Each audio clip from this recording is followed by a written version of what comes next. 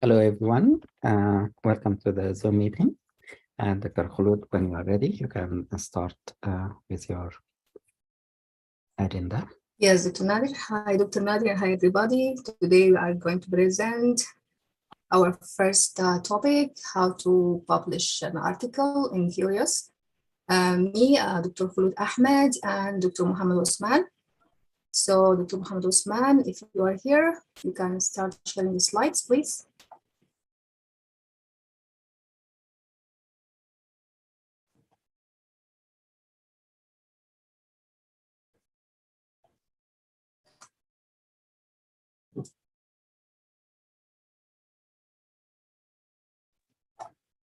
Assalamu alaikum, Dr. Nadir. Hello, Dr. Afisa, how are you? I'm doing good. Hello, Dr. Kholood. Very well, good, thank you. Dr. Mohamed, if you are here, you are muted. Assalamu alaikum.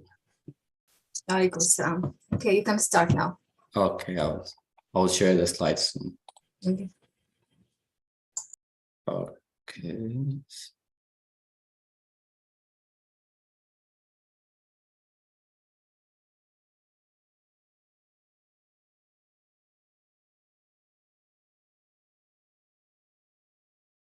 Okay. All right, can everyone see my slides? Yes. Yes. Should I start now? Okay, go ahead, Mohamed. Just let me move this. All right, assalamu alaikum. Good afternoon, everyone. Today we're going to talk to you about how we're going to give you an overview about how to publish your research at Cureus Journal. Okay.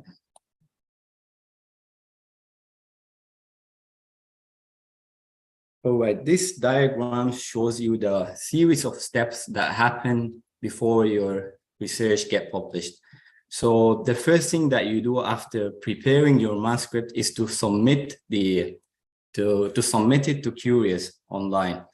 After you submit it, a series of review steps happened before it actually get published. So throughout this process, Cureus will contact you through emails and tell you if you need to change anything, or if you need anything, they will let you know through email. Things that you need to know before you publish is that you can publish free at Cureus if you satisfy the criteria that they set. It's a strict criteria. We're going to talk about it throughout this presentation, but to let you know that 2/3 of the publications will actually need to purchase the editing services of Cureus, which costs you money. So 2/3 of the people will actually need to pay before they get published. And another number that you need to know as well is that 51% of the articles submitted to Cureus will be published, which is high in compared to other journals. That's why if you're thinking of publishing your research, Cureus is a good choice. All right, Cureus is committing to providing easily, timely, and affordable article publication. By offering a largely do-it-yourself publishing process, we expect all submitting authors to adhere to our rigorous submission process and requirement. This strict process ensures that all articles meet the Cureus standard and also allow for many other authors to publish at no cost.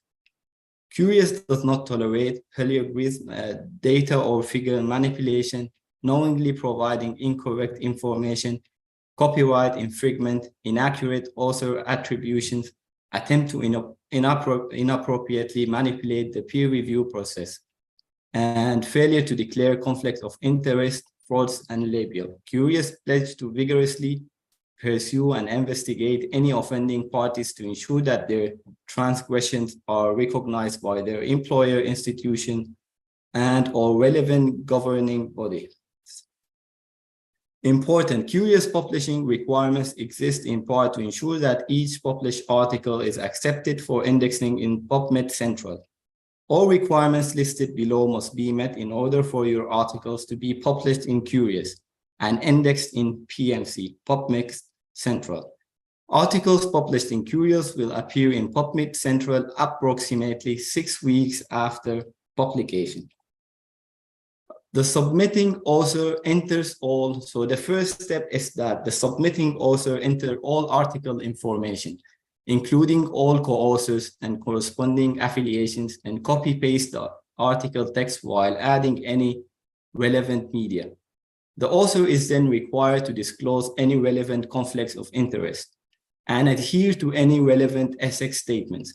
Lastly, the author enter contact information for 5 potential reviewers.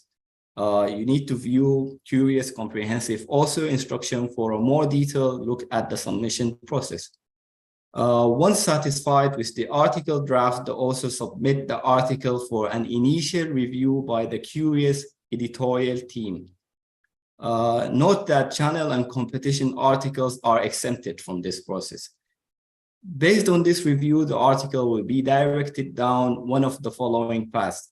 A, if all Cureus editorial requirements have been met, the article will be forwarded for a more in-depth review before ultimately entering peer review. Or B, if substantial copy editing is needed, our preferred editing services will be required to the process. This is what I talked about, that Cureus is free unless you needed the preferred editing services, which is calculated according to certain criteria. From it, the number of words and the number of authors and references and other criteria that will allow them to calculate the cost, the total cost. But in average, it costs about $250, the average cost. Number 3, if severe language issues are present, professional third-party language editing services will be required prior to resubmission. Step number 3, the article is approved for peer review after the following has been confirmed. All Cureus editorial requirements have been addressed. Preferred editing services have been purchased if required. Professional third-party language editing services have been utilized if required. Invitations are emailed to the pre-selected peer reviewers when the article is approved for peer review. The editor also invites additional reviewers with relevant domain knowledge at this time. During peer review, the author can invite new reviewers and send reminders to previously invited reviewers via the author dashboard, via the author dashboard. Number 4, the article is unlocked for editing when 2 reviewers have been submitted. The authors may choose to wait for additional reviews. All article versions are saved and available to authors and reviewers before revising and submitting for publication approval. So in this step, after the first editorial step, when the article goes to the peer review step, you're only required to satisfy 2 peer reviews. So you will actually have to invite 5 peer reviewers that you know, and Cureus will pick another 5 from their channel. So the criteria that you need to set before moving to the next step is to satisfy only 2 reviewers. So once you finish this, you can click to proceed forward or wait for the other reviewers to finish. It's up to you after you satisfy 2 of them. One should be from the Cureus, and it can be 2 from the Cureus picked reviewers, or 1 from you and 1 from them. Number B, B, make revision and request that the article is re-revised by those same reviewers. Make revision and submit for publication approval while also providing a brief explanation of the revisions. Upon receiving the publication request, the editor ensures that all reviewers' comments have been acknowledged. If the revised manuscript does not adequately reflect reviewers' feedback, the editor is likely to defer publication of the article. The author is then notified that further revision is required. The author is notified via email when the article has been approved for publication. The author signs in and publishes the article and also rates the anonymous reviewers. This unique process allows the author to acknowledge the vital contributions made by the reviewers while also providing constructive feedback and helping to build a stronger and a more respectful scholarly community. The Cureus publishing process may vary in length due to article complexity, length, and the availability of reviewers with sufficient domain knowledge. Cureus strives to publish articles within 2 to 3 weeks of submission. In order to accelerate the review process, authors are encouraged to invite multiple reviewers with relevant domain knowledge. Qualifying for free publication. As stated above, all non-channel and non-competition article submission receive an initial review to determine if the article meets all Cureus editorial requirements as listed in this author guide and qualifies for free publication. This initial review focuses on the following area: reference formatting and accuracy, media quality, formatting, labels and placement, spelling, grammar, syntax and punctuation errors, author names and affiliations, proper use of acronyms and initials, text and article formatting. Articles with minimum errors will be permitted to publish for free. Preferred editing will be an option for those who wish to purchase it. Articles with too many errors will be required to purchase our preferred editing services. Use our calculator to estimate potential editing fees. And articles with severe language issues will require professional language editing by a third party in order to be considered for peer review and free publication in Cureus. Please note that DAI editing service such as Grammarly will not be accepted. Accepted articles type. Cureus accepts 5 article types to be considered for publications. Each article type must include the section listed below. Only original articles may include abstract subheadings. Abstract subheading is when the abstract is divided into aim, method, and conclusion. So if you only have the original articles, you can do this thing, but otherwise you have to write it as a one paragraph without doing any subheading. Original articles. This is the first one of the accepted articles. Original articles report original research and are classified as primary literature. This is the most common type of journal manuscript used to publish full reports of data from research. Original articles may also be referred to as research article, research or just asked article, and this format is suitable for many different fields and different types of studies. Meta-analysis articles should be submitted as original articles. Original articles are limited to 30 references and contain the following sections: abstract, introduction, materials and method, results, discussion, conclusion, and references.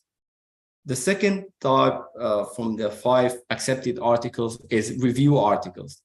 Review articles give an overview of existing literature in the field, often identifying specific problems or issues and providing a balanced analysis derived from available published work on the topic. Review articles provide a comprehensive summary of research on the selected topic and a perspective on the state of the field and where it's heading. Review articles can be one of 2 types. Broadly speaking, literature reviews or systematic reviews. Cureus does not accept brief or mini reviews. Bibliometric analysis articles are only accepted when correctly submitted to a Cureus journal. Review articles are limited to 5 authors and 50 references and contain the following section: abstract, introduction and background, review, conclusion, and references. The third one is case reports. Case reports present the detail of a patient cases from medical or clinical practice. Cases may contribute significantly to the existing knowledge on the field or showcase less novel results. The report is expected to discuss the signs, symptoms, diagnosis, and treatment of a disease. A goal of case report is to make other researchers aware of the possibility that a specific phenomenon might occur. Case reports are limited to 5 authors and 20 references and contain the following sections: abstract, introduction, case presentation, discussion, conclusion, and references. The fourth one is technical report. Technical reports are formal reports designed to convey technical information in a clear and easily acceptable format. They are typically divided into sections which allow different readers to access different levels of information. A technical report, also scientific report, is a document that describes the process, progress, or results of a technical or scientific research or the state of a technical or scientific research problem. It might also include recommendations and conclusions of the research. Technical reports are limited to 5 authors and 20 references and contain the following sections: abstract, introduction, technical report, discussion, conclusion, and references. The last one is editorials, which include perspective pieces, opinion articles, or commentaries. Before submitting an editorial, the author must communicate via email with Cureus editors-in-chief to directly convey the rationale and importance of the proposed article. Editorials will only be approved if submitted by senior clinicians or researchers with an established publishing history. Editorials are limited to 5 authors and 5 references and contain the following sections: abstract, editorial, references. The role of a submitter, which is usually the author. The author usually submits the article because he's going to be in direct communication with the Cureus editorial team. So articles should be submitted by the author. The submitting author will assume all responsibilities throughout the article, peer review, and publication. The submitting author may designate a co-author to serve as corresponding author. Submitting on behalf of an author. If the administrator wishes to submit an article on behalf of an author, the administrator must do so while signed in with the author Cureus account. Additionally, all Cureus email notifications sent during the submission process will be sent to the submitting author, not the administrator. For this reason, we strongly recommend the authors submit their own work. Submitting an article. Authors must complete the following step in order to submit an article draft for peer review. Authors may save and exit the submission process at any time by clicking exit in the top right corner of the page. Important, Cureus operates a merit-based publication system in which we publish all articles that satisfy Cureus editorial requirements and contain no fraudulent or dangerous science. If this is it's the submitter also responsibility to meet us halfway by submitting an article draft that meets all listed editorial requirements. Dr. Kholood will continue from here. Dr. Kholood, Yes, you can. thank you, Dr. Mohamed. So this is the submission process, getting started. So we're gonna ask, are you submitting on behalf of a channel? Are you entering a competition? Designate your article as a channel or a competition article here. Then choose the article type, original or review or case report or technical report or editorial. It's important to make sure this information is correct, as it cannot be changed after moving to that title or the section. So the title, enter the article title in the title case. Do not enter the title in all caps. Beginning with these steps, you may review your draft and at any time to see how the published version will be displayed. So the abstract, enter your article abstract. Abstracts are limited to 3,500 characters. Subheaders are permitted in original articles abstracts only, as Dr. Mohamed said. Categories, select up to 3 articles categories. You must select at least 1. We have a keywords, add at least 1 and up to 10 keywords to your article. Keywords will allow your article to be more easily searchable when published.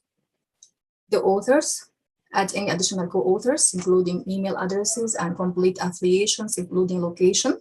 Review articles, case reports, technical reports, and editorials may feature a maximum of 5 authors. Original articles do not have an author limit. Each additional entry must include an email address and affiliation with the location included. Medical students should list the article category as their department, as a neurosurgery, family medicine, etc.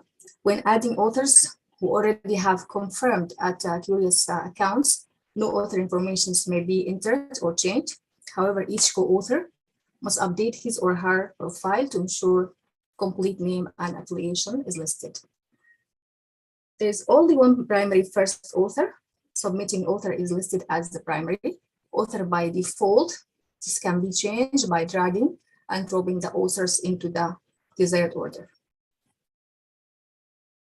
The disclosures, please provide all relevant information pertaining to any human or animal subjects and disclose any relevant conflicts of interest. You may also add acknowledgement at this time. In the event that human or animal subjects are included in the articles, please provide the relevant interest of conflict of interest. So the relevant IRP names and approval numbers, and confirm that informed consent was obtained or waived. The submitting authors is responsible for including all the co-authors and conflict of interest and disclosure informations. Are you unsure about the potential conflicts or interest among your co-authors? Can you send an email request for this information directly to your co-authors from inside the submission process? Conflicts of interest may involve third-party payment or service for any aspect of the submitted work.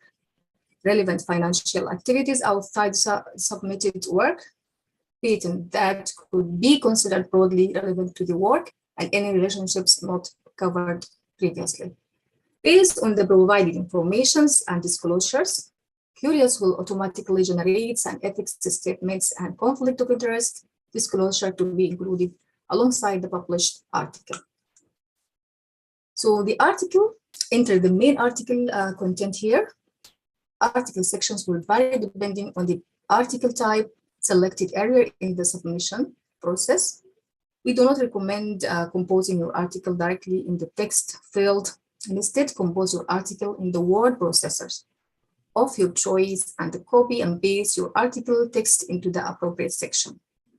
Please do not include section names, introduction, materials, methods, or result, etc. And these are added automatically. All articles must adhere to Cureus formatting styles. No paragraphs, indentations, only one line written after each paragraph, and only one space between sentences. Please remove any text styling before copying and pasting your text into the appropriate field. Number 1 to 9 should be spelled out, except in cases of measurements as 7 mm, and numbers higher than 9 should be entered numerically. So the citation. References should be cited using the square brackets. These must be placed at the end of the sentence before the period. For example, this is an example of sentence number like 1 between 2 brackets. If multiple references are cited in one sentence, please first list them as follows, like 1, 4, and like etc. Citations are not permitted in a figure or tables or videos or interactive models titles. They should be instead included in a media, legend, or table cells. So what's the media? Media is not permitted in the abstract, introduction, or conclusion sections of any article type. The only exception is the introduction sections of the review article. Each article is permitted up to 25 media items. To add media to your article, first place your cursor in the desired location in the article section text field, and click one of the insert figure or table or video or interactive model button on the article section toolbar bar. You will then be prompted to upload the figure or paste or create the table or paste video or interactive model of URL and add the title and optional legend. Subheaders, Cureus allows for 3 levels of subheaders. Both types of subheaders should be followed by the line return before the next paragraph begins.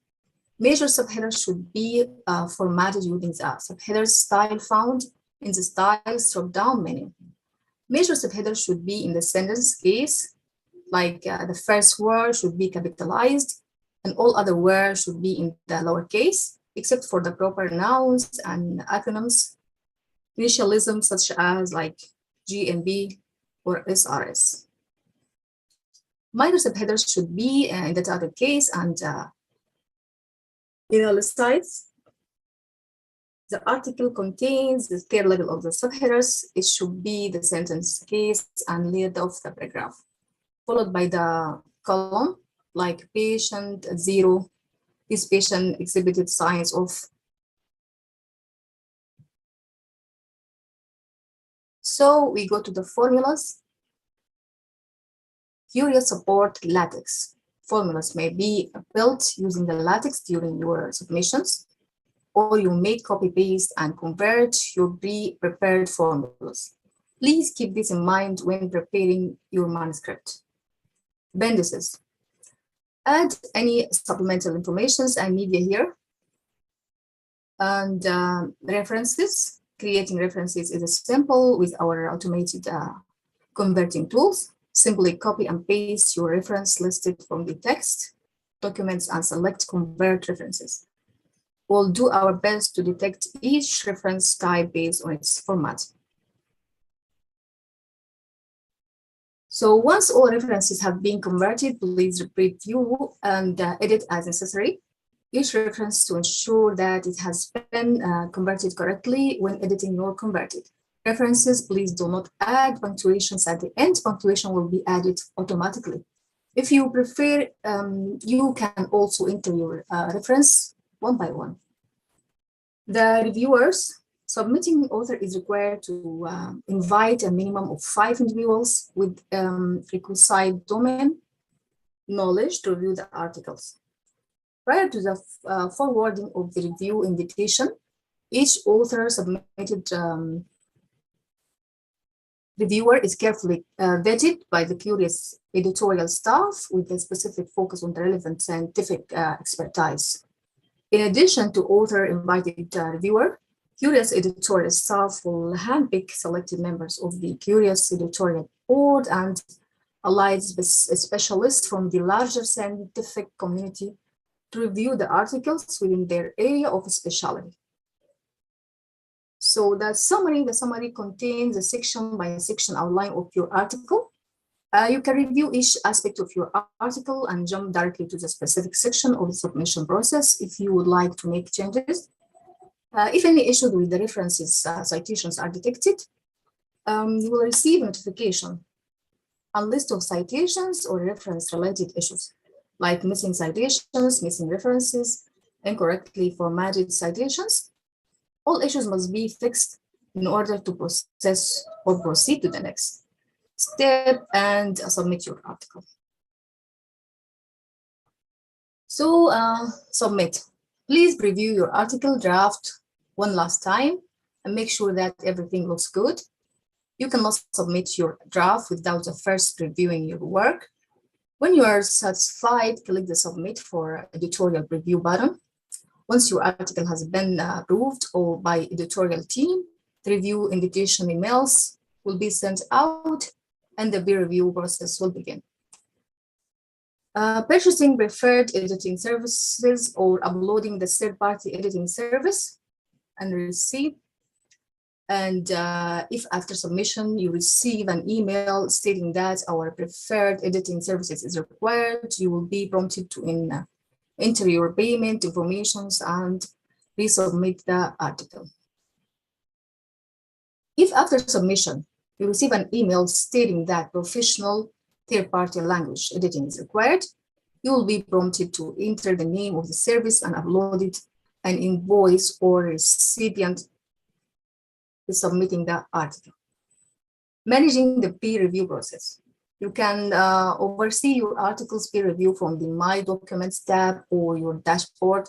Monitor peer review process with up to the minutes statistics. Remind invited reviewers or invite new ones. I review the reviewers' comments as they are submitted. The references. Reference limits. The maximum allowed number of references varies by article type. So the review articles, 50 references. For the original articles, 30 references. For the technical reports, is 20 references. So that will be all for our topic today. Thank you so much for listening. Thank you so much, Dr. Mohamed and Dr. Kholood, for the informative presentation. And that's actually one of the very important topic. And a take-home point here, before you writing an article, it's very important to know exactly where you would like to submit that article, in which journal, since each journal has different criteria. So you don't have to edit in, at the end. So from the beginning, you're just following the criteria that according to each journal. All right, so our next session Sorry? Okay, thank you so much, Nafisa. You're welcome.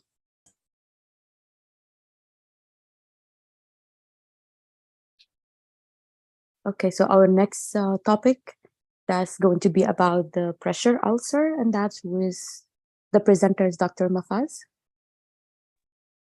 Hello, everyone. Thank you, Dr. Nafisa. Thank you, Dr. Mafaz. The mic is yours. Thank you.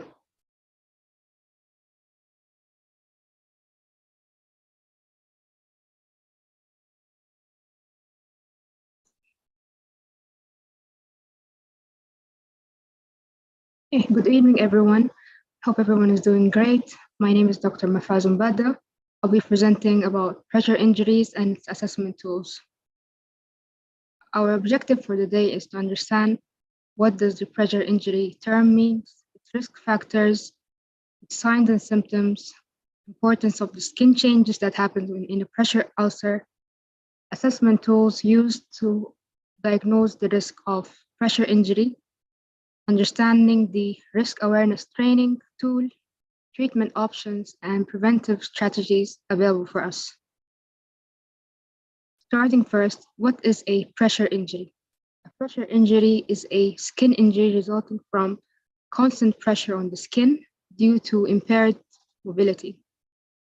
This pressure leads to the reduction of blood flow and eventually cell death, skin breakage, and an open post-oozing wound. A person that is wheelchair-bound or bed-bound, even for a short time period of 2 to 6 hours, has a higher risk of developing pressure injury. In such a condition, early diagnosis will improve the quality of life and prevent the development of serious damage to underlying tissue, such as the muscles, tendons, and bone. Skin underlying bony prominence of the body are the common sites of pressure injury. These include the sacrum, back, buttocks, heels, back of the head, and elbows. It is worth noting that the pressure injuries can happen at other sites. Common sites of pressure injuries, as I just mentioned, most at-risk areas are parts overlying a bony prominence, but this depends on the body's position. If a body, for example, is positioned on the back of the head, the shoulders, the elbows, tailbone, and heels are at the highest risk. And if the body is positioned on the side, the ear, the shoulder, the hip, knees, and ankles are at high risk. If a patient is positioned in a sitting position, the shoulder blades, buttocks, heels, and ball of the foot are at higher risk. What are the risk factors? First, we have shearing and friction. Shearing and friction means that whenever the patient is on the bed, the skin, there's constant friction against the bed sheets. This will lead to skin stretching and the blood vessel kinking, which will lead to blood vessel damage. Moisture coming from perspiration or sweating, urine, or feces also increases the risk of a bed sore. Decreased movement, such as being wheelchair-bound or bed-bound, decreased sensation from damage to nerve supply, circulatory problems, which means there's an underlying blood vessel disease, such as peripheral artery disease, poor nutrition, such as insufficient protein, vitamins, and minerals. Ages over the age of 85 are particularly at risk due to fragile skin. Some of the signs and symptoms are changes in skin color or texture, swelling, pus-like draining, an area of skin that is cooler or warmer to the touch than other areas, or tenderness. I have to say that a change in skin color or texture has to be reported immediately if seen in a patient. What are the stages of skin changes in a pressure injury? We have about 6 stages. Our first stage, called stage 1, it is a intact skin with a non-blanching redness patch. Stage 2 is there's a breakage in skin, redness, but the underlying tissue is intact. Stage 3, there's an open wound with involvement of the underlying fat tissue. And stage 4 is full thickness loss with damage to the underlying fat tissue, muscles, and bones. Stage 5, which is called suspect deep tissue injury, appears as a purple colored patch on the skin, which is non-blanching and boggy in appearance. Stage 6 is called unstageable, which is a full thickness tissue loss covered by an eschar tissue or a necrotic tissue. Sometimes it's also described as a hollow opening in the skin. The assessment tools. We have 2 assessment tools, the Braden scale for predicting pressure ulcer risk and the Norton risk assessment scale. Let's look at the Braden scale for a second. Yes, so the Braden scale looks at several risk factors, such as the sensory perception of the patient, the degree to which the skin is exposed to moisture, the degree of physical activity, the ability to change and control body position, their nutrition intake, friction, and shear. These risk factors are scaled from 1 to 4. The highest score would be of 20, which is there's no risk. Mild risk is described with a score of 15 to 18, and a severe risk is described as a score of 9 or less. Our other scale is the Norton scale. The Norton scale, although it's similar to the Braden scale, it looks at the physical condition of the patient, the mental condition, activity level, mobility, and incontinence. These factors are also scaled from 1 to 4, with the score of greater than 18 indicating a lower risk of pressure injury, and a score less than 10 indicating very high risk.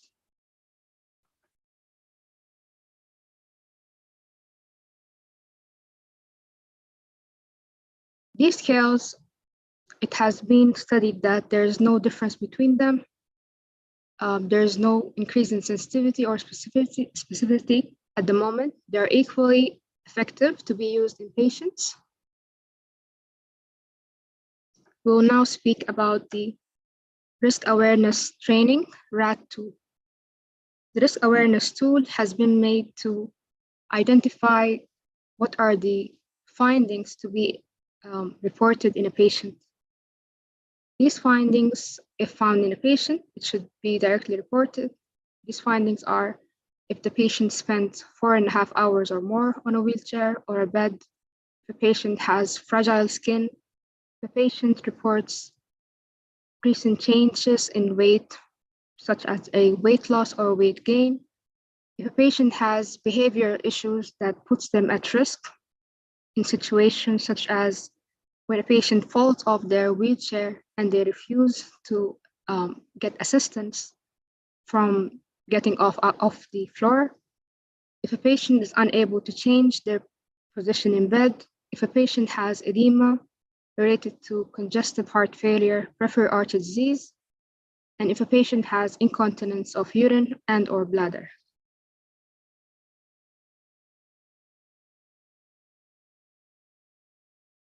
When we look at the RAT system, we have two sections. The first section has 3 steps. The first step is that the patient was diagnosed by a medical professional with the pressure injury. And that is indicated by a yes or no. If yes is checked in step 1, the new diagnosis must be addressed in the individual support plan, and step 2 and 3 are skipped. If no is checked, then we have to complete step 2 and 3. Step 2 indicates the common indicators for pressure injury outside of step 1. So these indicators include a patient spending majority of his day in a bed, chair, or wheelchair, a patient with fragile skin that is prone to injuries, a patient with unexplained weight loss, and a patient that is unable to change their body position independently, a patient with incontinence of bowel or bladder, a patient with diagnosed with diabetes, a patient with any wound or skin breakage, and a patient with swelling of the ankles or feet. If one or more of these indicators were selected, we move on to step 3, where a referral is needed to a qualified healthcare professional to determine the evaluation and help preventing the development of the pressure injury.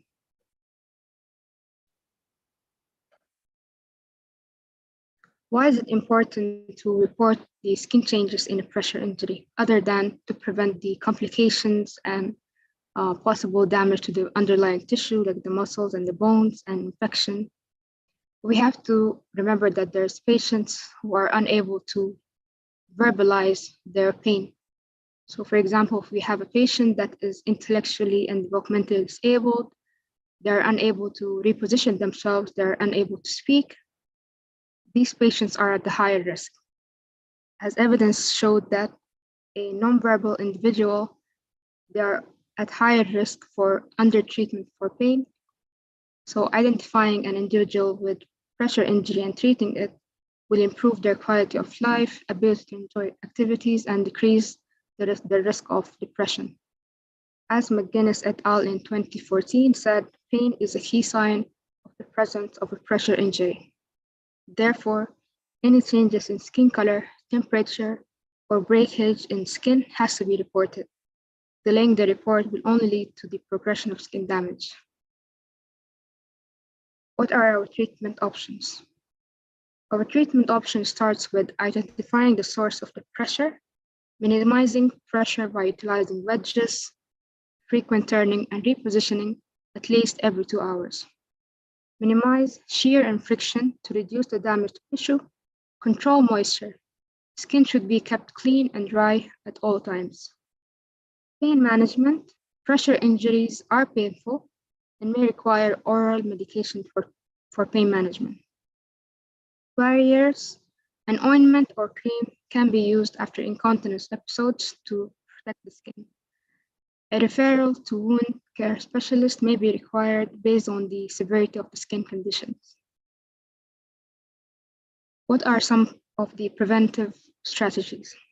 Positioning is very important. As I said, a minimum of repositioning every 2 hours is very important. Specialty equipment, an air and foam mattress are available to redistribute the weight. Standards, specialized wheelchairs with pressure relieving cushion. Pillows can assist in shifting weight and taking pressure off bony prominence. Wedges that help with turning and repositioning and keeps bony areas off surfaces. Keep skin clean and dry. washing the area with a product approved by the primary care physician or wound care specialist should be used. Skin should always be free from urine, stool, and sweat. Skin protectants, barrier creams and ointments help prevent breakdown in skin folds, perineum, and sacral areas. They protect skin from the corrosive nature of urine and feces. Protocols, which are written by medical professionals for staff to follow to address positioning, use of DME equipment, and skin treatments. We have a case study about a patient called John. John is a friendly and funny, loving guy. He is diagnosed with cerebral palsy, gastroesophageal reflux disease, insulin-dependent diabetes, and chronic constipation. He is verbal and has a good sense of humor. He really loves going to his day program. John has slow movement and requires assistance to stand and pivot. If lying in bed, he can roll from side to side using the bed rails. When John becomes upset, he will wiggle off his wheelchair onto the floor when staff are not looking. On the floor, he refuses to let the staff help him back into the wheelchair. John has a behavioral plan that states steps staff are to follow in the event John refuses to accept help. Today, John became very agitated when he could not go to his day program. John wiggled off his wheelchair onto the floor. As staff tried to help him up, he could not accept the help and would slap them and try to spit in their faces. Finally, the staff gave up and told John to let them know when he was ready to get back on his chair. John was sat in the chair for 3 hours. Finally, he asked for help and staff put him in bed. His clothes were wet due to incontinence. As staff was provided hygiene and put on dry clothes, they noticed that John had areas of redness, one on his right cheek and the other on his left knee. How do we apply the preventive measures that we just read about into the practice that could have prevented John from developing the pressure injuries? Can someone tell me?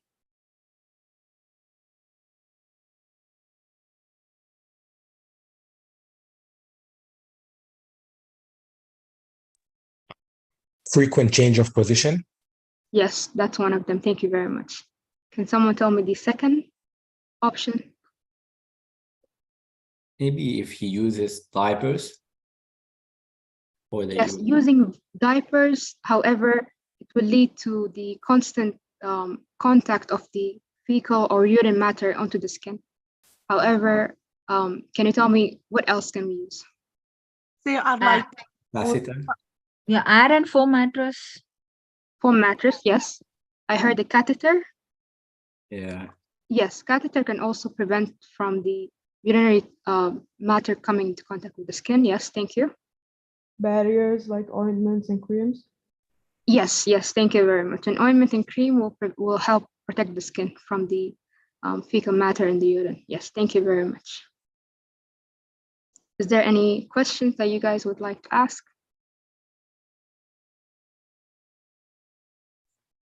Okay, if there's no question, yes. No, you're good. Thank you so much. Oh, thank you. Great presentation. Thank you. If there's no other questions, please take a second to salute our orange for the team, and thank you for listening.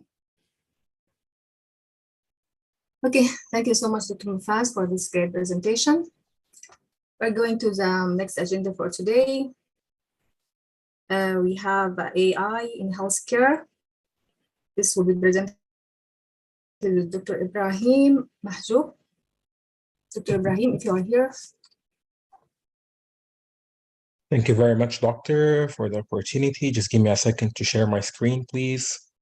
Yes, sure. Take your time. All right, can everyone see my screen now? Yes. All right, thank you very much. First of all, I'd like to thank everyone for being here, and I'd like to thank Dr. Nadir for providing us with this great opportunity to present today. And I'd also like to thank my fellow Orange team for the great support that they have been giving throughout the past couple of days. All right, so today's topic that I'll be presenting is regarding artificial intelligence, currently known as AI in healthcare. Obviously, this is a very important topic that we should be aware of, especially that technology and the revolution, the technological revolution is taking place at the moment in a lot of areas in healthcare. And it would be good so that we're aware of how things take place and stuff like that. Today, I'm going to be talking about healthcare in general, technology innovation in healthcare, artificial intelligence and machine learning, examples of the use of artificial intelligence, such as in medical imaging like CTs, X-rays, MRIs, and how AI interprets them and benefits us, diagnosis and prediction, drug discovery, personalized treatment plans, and a couple more examples. I'm also going to be talking about the benefits of AI in healthcare administration. So like besides the clinical part, remote patient monitoring, ethical considerations, success stories, and the challenges that we are currently facing. All right, so to begin with, healthcare, as we all know, patient care is a complex, sensitive, and a high-risk activity and process. So how is it complex? Basically, we as doctors, we see patients with symptoms. We're supposed to spot the patterns and identify the variations from the norm based on the physiological processes that we already know about and the pathological processes. And then as doctors, we're supposed to manage the diseases with different treatment options. It is complex in terms of that there is supposed to be a solid knowledge and medical and clinical background in order to be able to deal with such cases. It's also a sensitive and high-risk process because there is a huge variation in pathologies and disease presentations and treatment options. And at the end of the day, it is high risk because we are dealing with the lives of human beings, which are the most precious things. Therefore, this raises the huge controversy that has been taking place ever since the emergence of artificial intelligence on whether we should trust artificial intelligence to with the lives of our patients or not yet. And this is the process of that is currently being studied and being developed. So there has been a huge innovation in terms of technology in healthcare. Obviously, as we know, successful healthcare delivery requires effective medical technology. So if we are lucky enough and we were able to find a good balance between technology and health, then voila, we have reached the epitome of healthcare utilization in terms of artificial intelligence. So it's always an important thing to try to combine both technology and the knowledge that we have as doctors, putting in mind the benefits and risks of this balance. Technology also aids us to break barriers in the future and the present, actually, and change the healthcare scenario, creating a lasting impact. A lot of examples for technology that has been used in healthcare are present, actually. One of them is the use of robotics. As we all know, a lot of surgeons are now transferring into robotic surgery. A lot of institutions and hospitals are starting to trust and use robots more in surgeries. Nanotechnology is also a very promising field. And finally, artificial intelligence, which is our topic for today. So how does artificial intelligence work in healthcare? So basically, artificial intelligence is the field of study where we teach computers how to learn.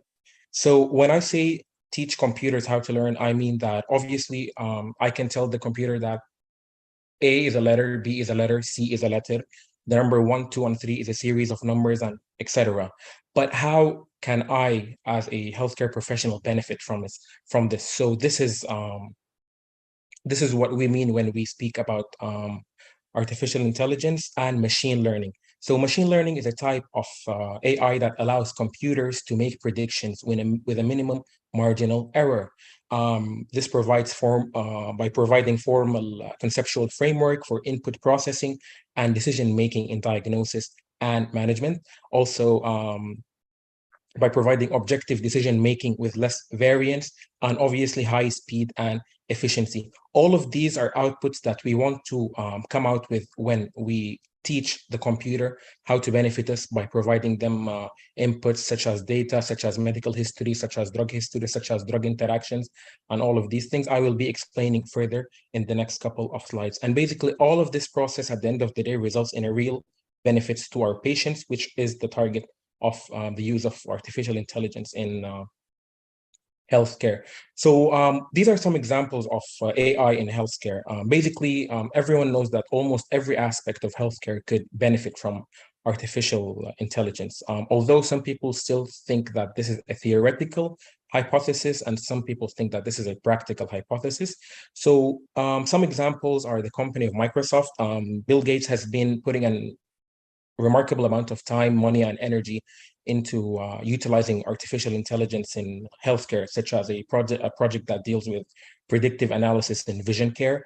Google has also been in the industry for a while now in terms of clinical decision support in breast cancer diagnosis. And IBM Watson is a company that deals with a lot of clinical researches in terms of also oncology cancers, breast cancers, and bone cancers.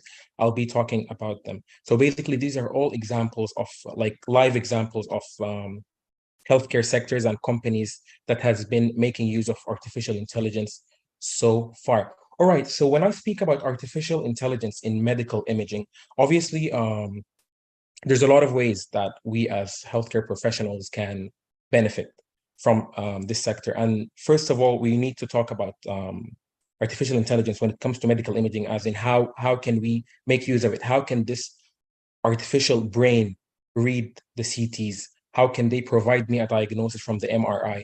How can they tell me that there's a specific lung tumor by providing them with a chest X-ray, for example? So this basically takes place through a process known as medical image analysis, which includes image pre-processing, feature extraction, training and deep learning, image classification, object detection, segmentation, diagnosis and decision support, quantitative analysis, speed and efficiency, and continuous learning. I'll be going through each of these points briefly, just so that we're all on the same page on how AI can actually analyze the medical images that we provide to them. So when I say image pre-processing, I'm speaking about basically raw medical images often require pre-processing to enhance quality and remove the noise. So when I say noise, I'm talking about redundancies and gray areas in a CT, for example, and stuff like that. So basically, I provide AI with a CT image of the brain, for example, and they take care of the filtering process and they make it as clean as possible. Then the AI algorithms can clean up these images, improve the contrast, for example, and standardize them for analysis so that they're all on the same standard. And when I say feature extraction, basically AI algorithms extract relevant features from the images. These features could be, for example, patterns, shapes, textures, or specific structures within the images. Training and deep learning refers to deep learning techniques, particularly convolutional neural networks, currently known as CNNs. So basically, convolutional neural networks are commonly used for image analysis. These networks are trained on vast data sets of labeled medical images. During the training, in this process, the AI learns to recognize patterns and features associated with different medical conditions. And I believe that this is the main part that we can benefit from AI in terms of medical imaging. So basically, when we give this hypothetical AI brain several chest X-rays, for example, after the first and the second and the third image that they get, they will learn a pattern of how the lung looks, how the veins look in the chest X-ray, and all of these things. This is when what I mean when I speak about training and deep learning. So basically, this AI brain is being trained and learning in a complex pattern. All right, when I speak about image classification, this basically means once this AI has been trained, now the models can classify images into various categories. For example, they can identify whether an X-ray shows a healthy lung or one with signs of pneumonia or like a tumor, for example. And even some literatures have been saying that even in the future, they might even try to train these artificial intelligence models to not only identify tumors, but even what type of tumors. I don't know how they're going to do this, but there has been a lot of promising words in this field. All right, so when I say object detection, basically AI can also locate and outline specific objects or abnormalities within images. For instance, it can pinpoint the location and size of a tumor in a CT scan. In terms of segmentation, AI can also segment images to separate different regions or structures. This could be very valuable and useful for tasks like identifying the boundaries of an organ in an MRI, for example. Diagnosis and decision support is a very important part because this is where the healthcare professional's job becomes easier. Basically, artificial intelligence can assist radiologists and clinicians by providing preliminary diagnosis, or highlighting potential areas of concern. This can suggest potential treatment options based on the image analysis. In terms of quantitative analysis, obviously whenever someone hears about artificial intelligence in medical imaging, we're always thinking about a type of analysis that is qualitative, as in yes or no, as in is there a tumor or not, is there a pathology or not? No, but actually there is even a quantitative analysis taking place. It can provide measurements such as tumor size, bone density, for example, in patients who are going through osteoporosis, postmenopausal females with bone tumors, or elderly in general. So basically tumor size, bone density, and all of this aids and helps us as healthcare professionals in the treatment planning and disease monitoring. When I speak about speed and efficiency, this is also a very important factor where AI can actually process and analyze these images much faster than human experts, leading to quicker diagnosis and treatment decisions. And obviously, continuous learning is the most important part in this process, because these systems can continually and endlessly learn and improve by analyzing new data and adapting to evolving medical knowledge. When I speak about this part as an important point, because obviously we as clinicians and as radiologists and healthcare professionals in general, we always have to be updated, and taking exams and licenses and all of that, which is the good part, of course. But at the same time, AI can also aid us in its non-stop learning process, where it can actually give us a good and trusted source of diagnosis and treatment. Nonetheless, artificial intelligence in medical image analysis has the potential to enhance accuracy as a whole, reduce human error, which is important, and improve the efficiency of healthcare by providing valuable insights to medical professionals. However, it's very important to know that it's very crucial to have human oversight and validation to ensure patient safety and maintain the highest standard of healthcare. So my personal opinion on this pattern, for example, is that no matter how much AI can become advanced in medical image analysis, for example, the human factor always has to be present, just to maintain the safety of our patients, to maintain the highest standards of care, and to be on a safe, ethical side. All right, AI also has a very important input when it comes to disease diagnosis and prediction. It basically has an ability to analyze patient data for faster and more accurate diagnosis. And this is actually a game changer in healthcare as well.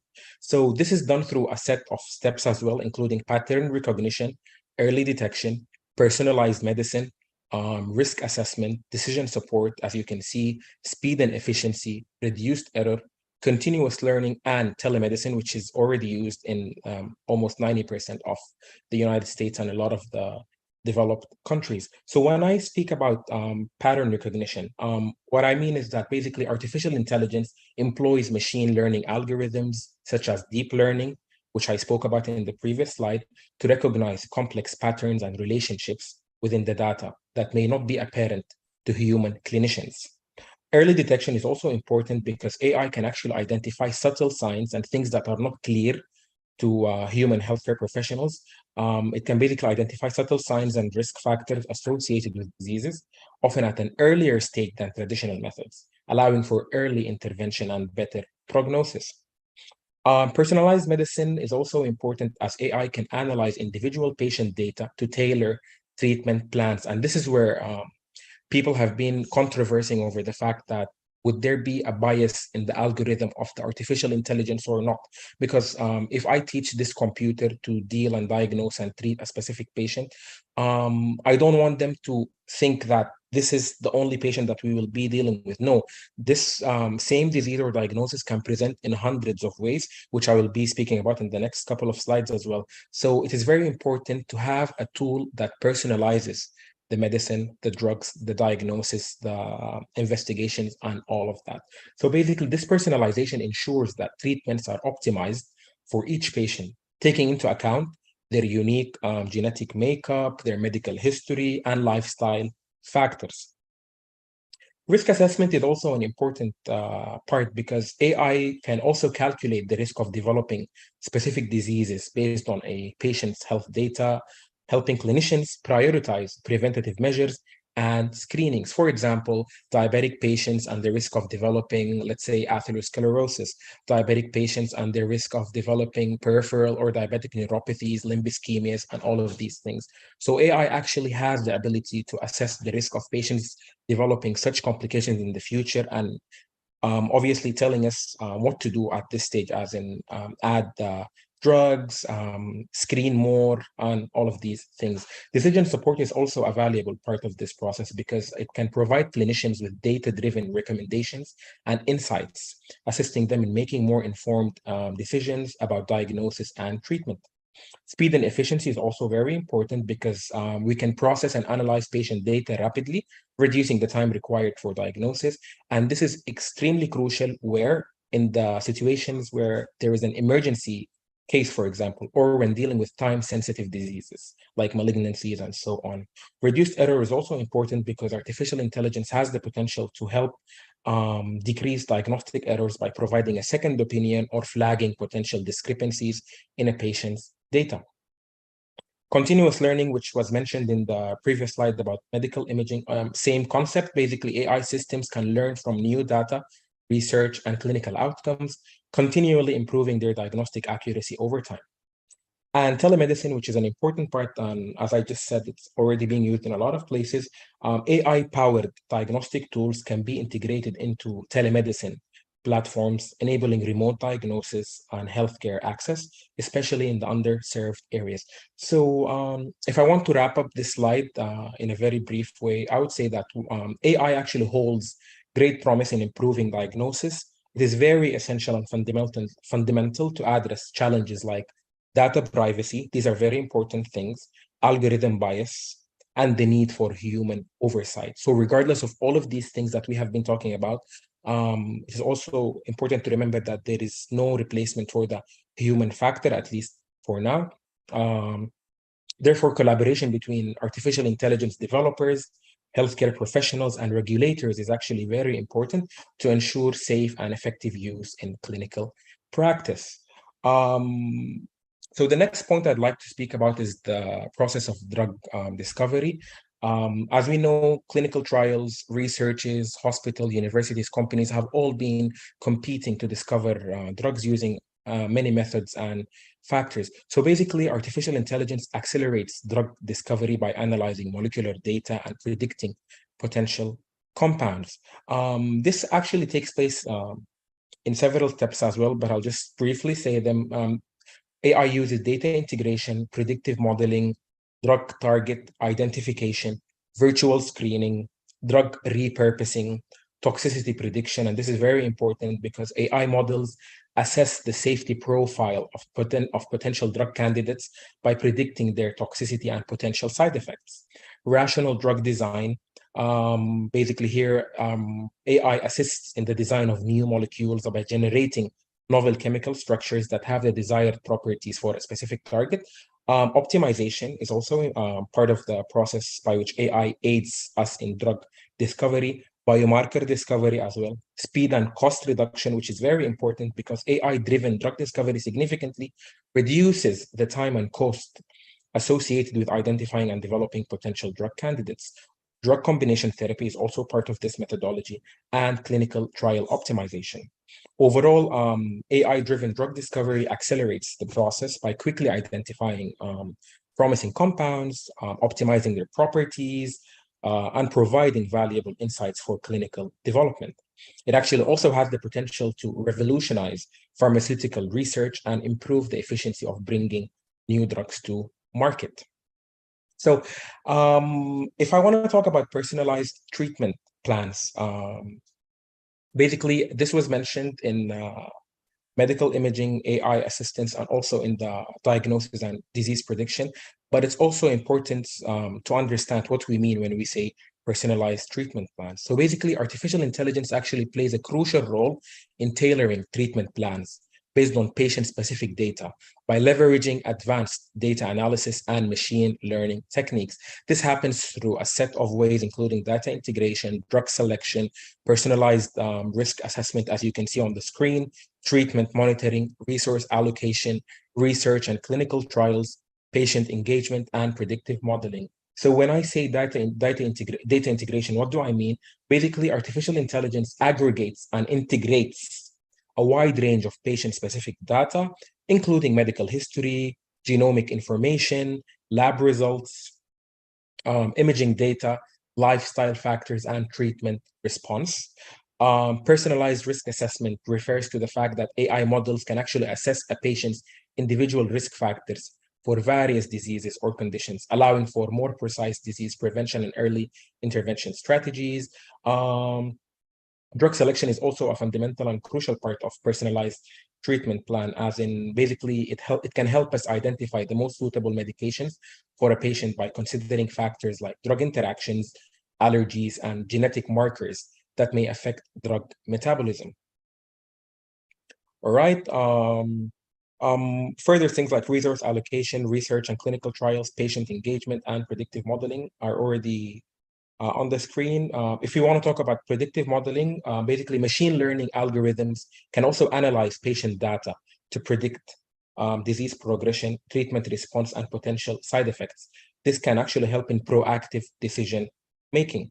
When I want to talk about resource allocation, also basically artificial intelligence can assist healthcare providers in allocating resources more efficiently, ensuring that patients receive the right care at the right time, which is very important.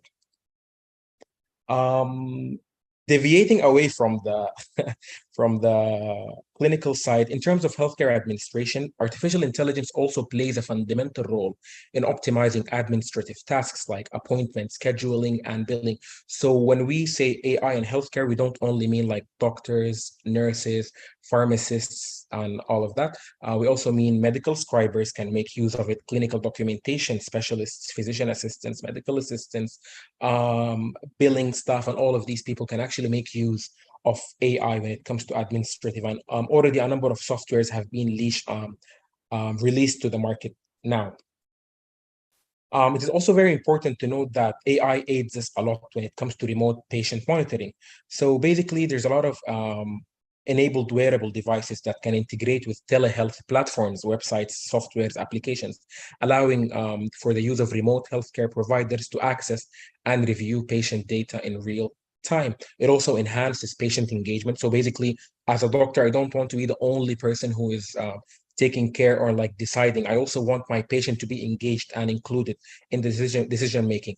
So remote patient monitoring using artificial intelligence can enhance patient engagement by providing early interventional opportunities, supporting proactive healthcare decision making between the doctor and the patient.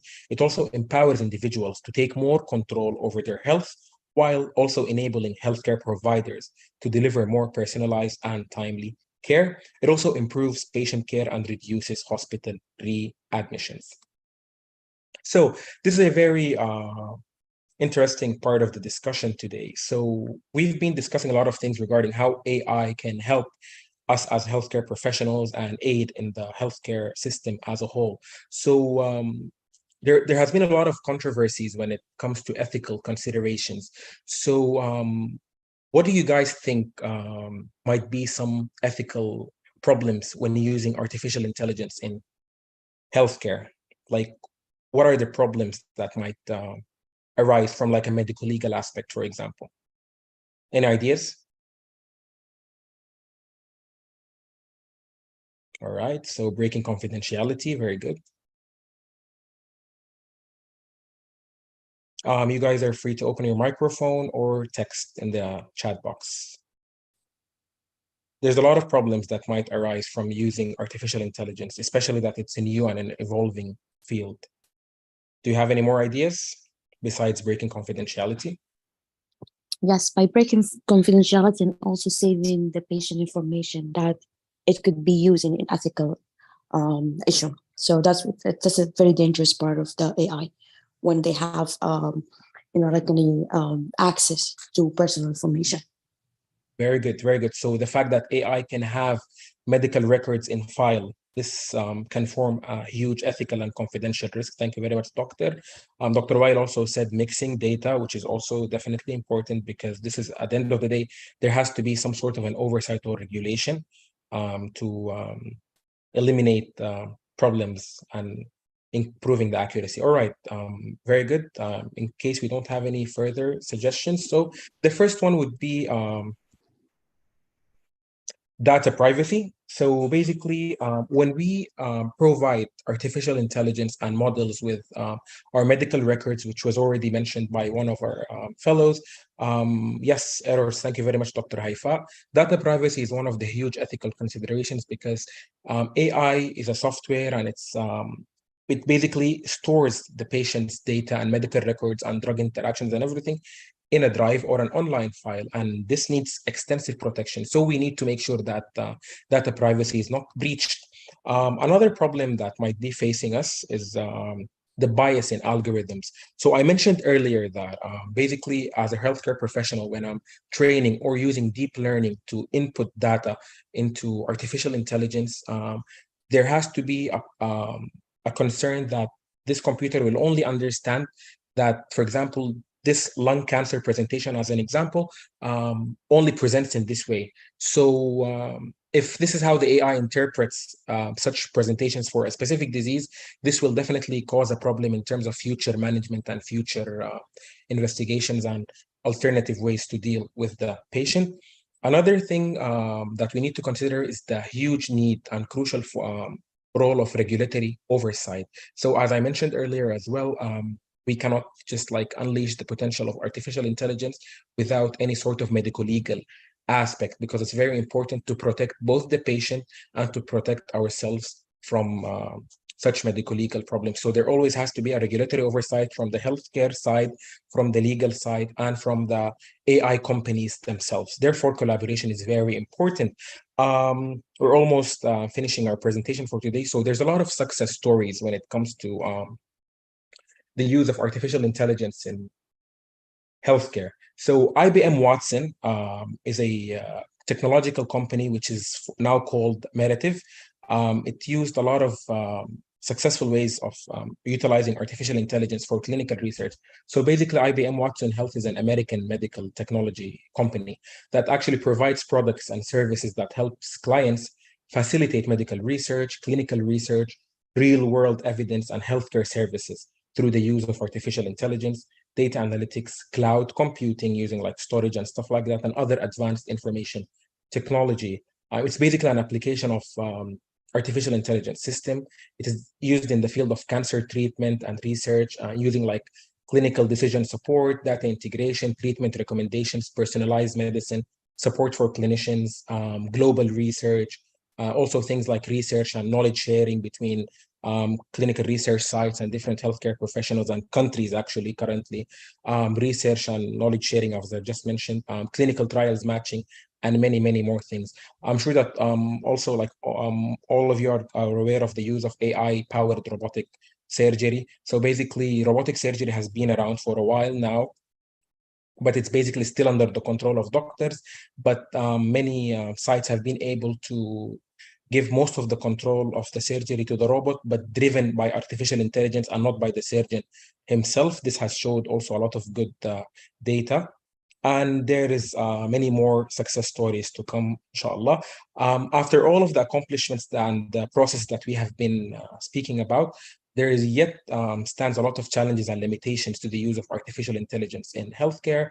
Basically, true artificial intelligence has yet a potential to unleash. We can make a lot more use of it than is currently being used. Computers, as we all know, have not adequately captured many subconscious decision-making processes that are present in our human brains based on like minute sensory inputs, past memories, and experiences of physicians. Clinical decision support tools are still lacking in terms of like AI can fill in the natural knowledge gap that we as clinicians might have, but it will never be able to fill in the clinical gap. To conclude by these quotes, first of all, before the quotes, I'd like to say that collaboration between healthcare professionals, researchers, and AI developers is extremely encouraged. And these are just two quotes from IBM president Ginny Rometty. He said that cognitive computing could usher in a golden age if we shape it wisely. He also said that there's a land rush around artificial intelligence right now. The competitive advantage is going to come from being cognitive. And that wraps up my presentation for today. Thank you very much for your time and attention. Thank you so much, Dr. Ibrahim. So this is a very great presentation. Really, it's future promising and everything. We have to just learn about it. And I think it's a very nice presentation. Thank you so much. You're more than welcome, and thank you as well. Thank you. So any question for Dr. Ibrahim?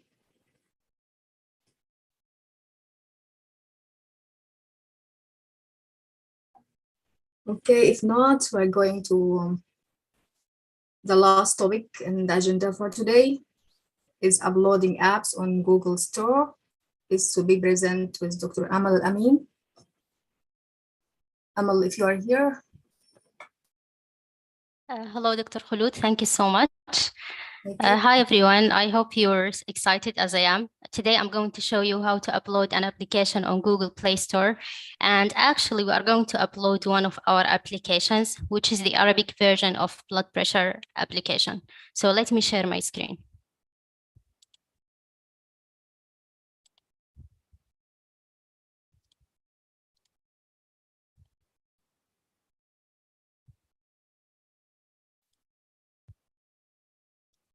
Okay. So before starting and getting into the website of Google Play Console, where we are going to upload the application, I want to show you some folders and documents and images that should be prepared in advance before you go on to the process of uploading an application to the Play Store. So what are those necessary images and documents? So here, as you can see, the first thing that we should have is an icon, because they are going to ask you to upload an icon. The icon should be with a certain size, which is 512 by 512 pixels. So where do I get the icon from? You either design the icon in like in a website like Canva, or you get it from Google Images. But if you got the image from Google Image, it should be like a Commons license or a free image to avoid any legal issue. So also here, another document is very important. It's called feature graphic. This is our feature graphic for the pressure care Arabic. I'm going to show you how I designed this and how I did this one. So the third very important thing is to have screenshots. They are going to ask you to upload any number between 2 up to 8 screenshots. Here we have 5. And also you should have at least one screenshot with certain size, like 3,000 pixels by 7,000 pixels, which is this one. Also, it's very important to have the AAB file of the application, and this is the file that you are going to upload in the Play Console. So let's go into it. So how I resized, before uploading the application, I want to show you some websites that are used and were very beneficial to me. The first one is called, just let me open.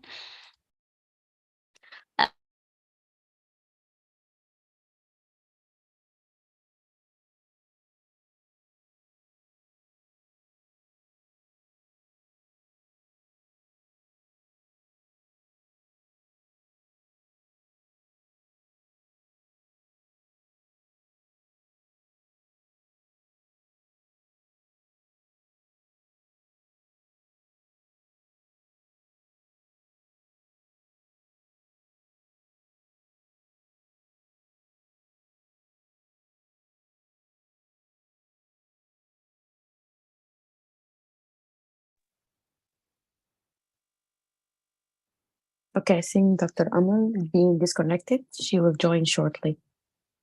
Hi, everyone. I'm so sorry. My internet just disconnected. It's okay, no worries. Welcome back, Dr. Amal. Okay.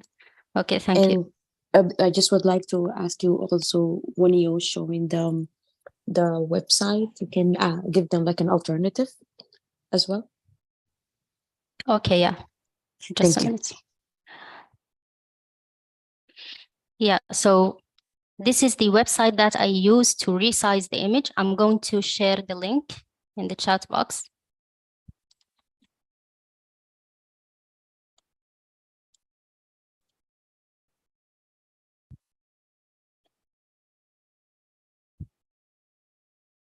So after resizing all images, I'm going to show you the other website. This one I used to design the feature graphic. It's very easy and straightforward. All you're going to do is you are just going to choose one of the images and then design it the way you want. You click edit. And then you just double click on this image, for example, and choose an image that you already have on your desktop.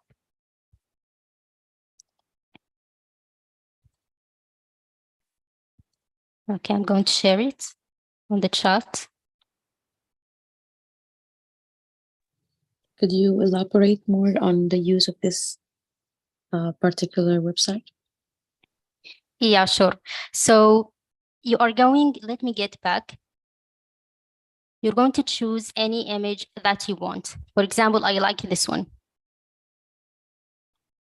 I like this one and I want to design or redesign this one. So I'm going to click on it and then click on edit. So after that, I'm going to click on this one and then it's going to ask me to choose the image that I want. For example, I chose this one and click open. You can see that it changed to the image that I want, the image that's specific to my application.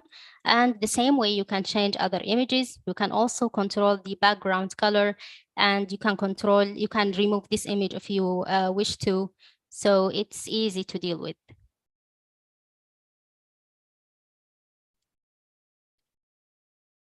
Okay.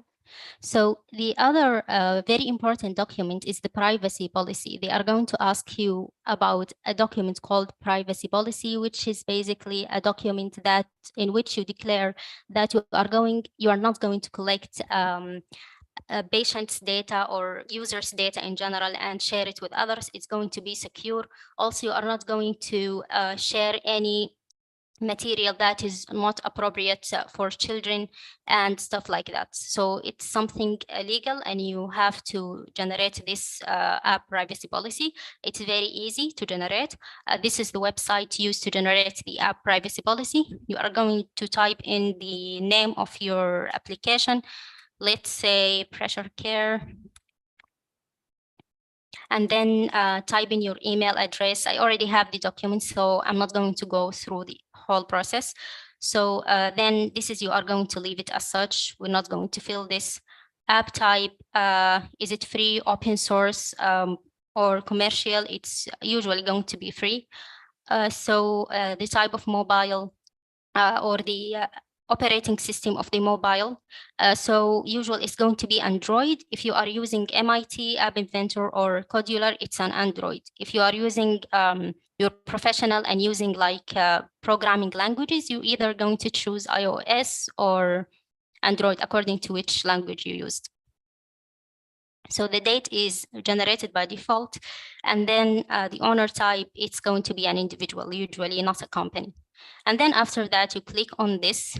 And then because this is actually, you have to pay to get the app privacy policy, but there is a smart way by which you can get it without needing to pay anything.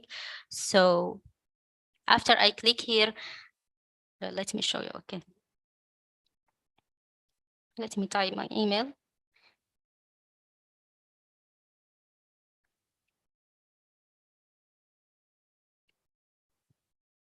Okay, and then you click on this arrow, and then they're going to ask you about, did you use any one of these services inside your application?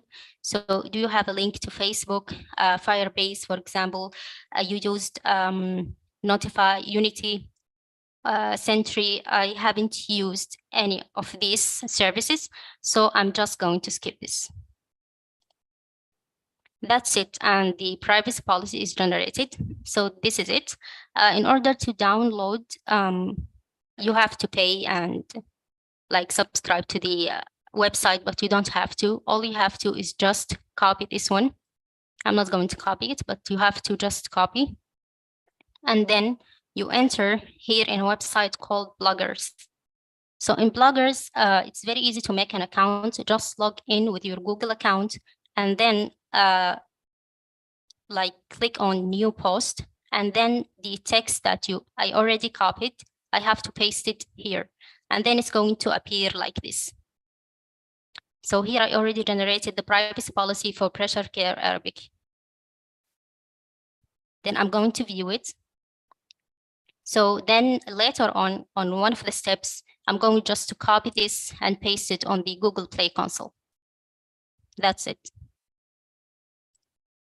So now, after discussing all the necessary documents to upload an application, now we are going to start the actual process.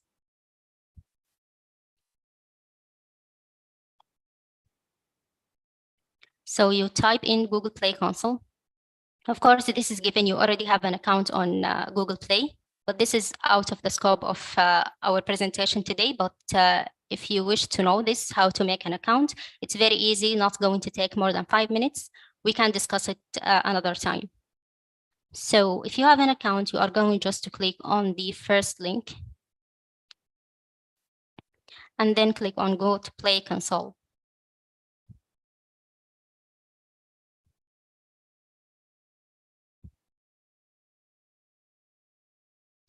Okay, so it shows my developer account under my name, but this application is going to be uploaded under Dr. Nafisa's account. So I'm going to access Dr. Nafisa's account.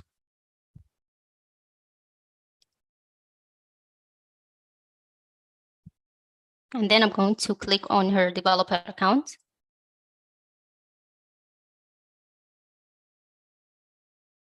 Okay, that's it. And we have here, this is the last application we uploaded, which is the English version of pressure care. Now we are going to create a new app. So this is the first step.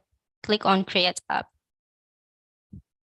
And then they are going to ask you about the app name. So it's called Pressure Care Arabic. Default language, I will leave it as such, United States English. And then you can change this. Okay, so they are going to ask you whether this is an application or a game. It's obviously an application. So is it free or paid? It's free. Okay, so those are regulatory steps for each application. Almost all applications, they have to check this. Like you are confirming the app meets the developer program policies, and then you accept the US export laws. You have to accept or check these two boxes, and then click Create App.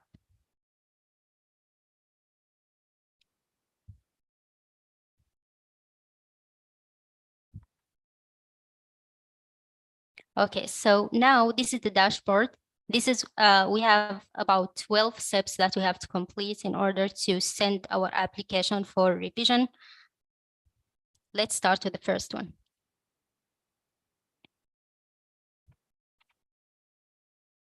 So here, start testing now. You're not going to enter in this field. This is not for the like uploading your application live. This is to send your app for testing. So Google Play Console team, they are going to test your app and then reply back if there is any issues with your app. So we're not going to enter in this. Here, this is the way, or this is the place where we are going to start. Set up your application. So we are going to view the tasks. We have to check all these. So we are going to start with the first one, which is the privacy policy. So here they are going to ask you about provide us with a URL for your privacy policy. And I already have this. I'm just going to copy this that I already generated. And then paste it here. And then click on Save.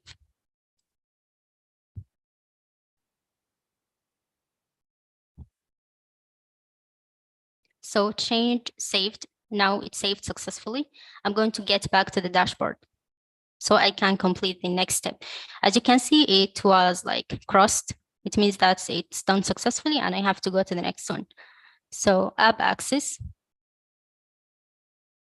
So they are asking about, do you have any restrictions to your app? They mean, do you have a sign in and sign up functionality? Patients or users have to sign up to your application to get access. No, we don't have this.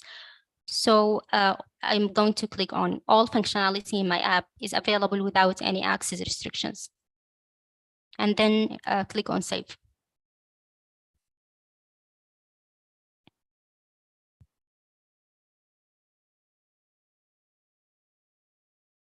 Okay, it's saved.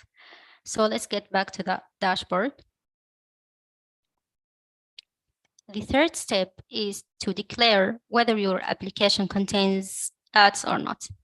I hope you can hear me well. I'm afraid that my internet is disconnecting again. Hello? Dr. Amal. Yes, we hear you well. Okay, great, thanks. So they are asking me about, do I have any ads inside my application? So this is very important to understand.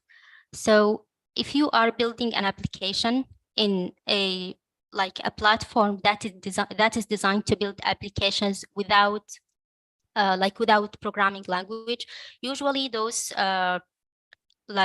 platforms contain ads within the codes themselves. Like whenever you are building an application in like MIT App Inventor or using Codeular or any platform used to build application, you have to click yes, my app contains ads. So if you are building your application, you are professional and building an application using a programming language, then you can know if you are adding ads or not. You can know this, but in the app building platforms, they usually have ads within the code. So you have to click yes. Okay, I'm going to save. Then I'll get back to the dashboard to complete other steps. So content rating. So here you are going to click on start questionnaire. You are agreeing on your application is going to be rated in different countries. Each country has its different way of rating, like Europe is different from South Korea, different from America. So you have to fill in some information. Here I'm going to provide an email address.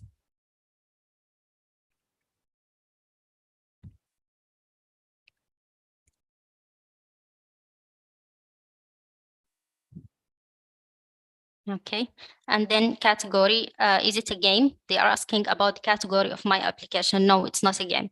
Is it social or communication like Facebook and Twitter, Skype? No, it's not. So in this case, you are going to choose all other app types and then click on next.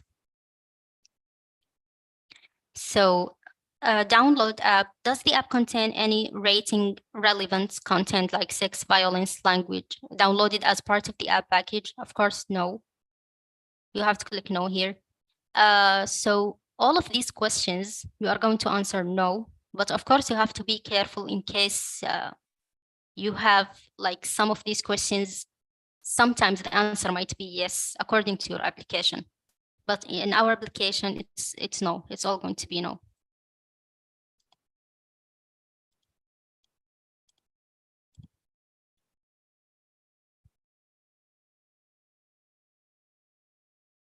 And then save. Okay, next. So as you can see, each country has its own rating. Like Brazil, North America, they are going to check if your app is going to be accepted in that country or not. So here I'm going to save as well.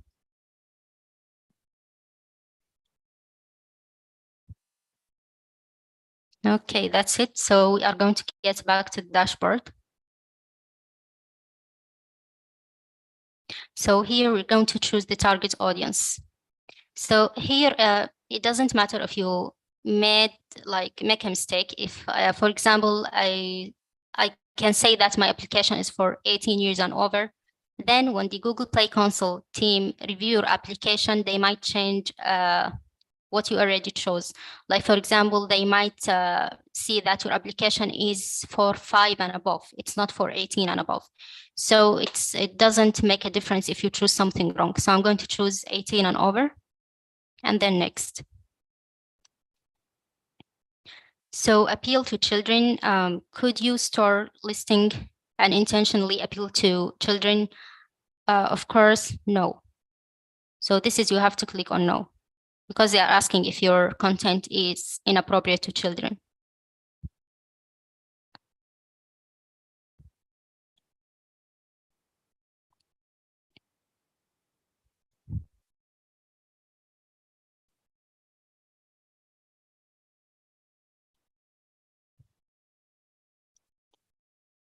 So here they are asking, is your app a news app? No, it's not a news app. Gets back.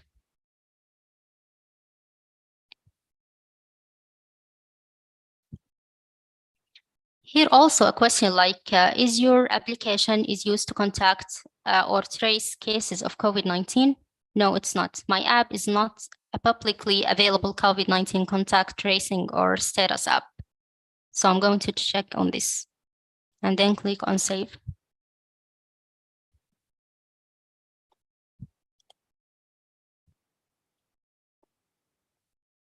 Okay, now to data safety. This is maybe the most important step. You should not make any mistake on this step, because if there is any mistake, they are not going to accept the application, because they like review data safety as the most important thing in your application. It should be safe for users. So I'm going to click next. So does your app collect or share any of the required user data types? I'm going to click on no. So someone might ask me, you are collecting like systolic and diastolic blood pressure, name of the patient, age of the patient. So this is not considered to be data collection, because what they mean by data collection is that you collect data in a spreadsheet or in external database, and you as a developer can review this data. For our application, we cannot review patients' data. It is saved within the application, and the users have the freedom to share the data with whoever they want.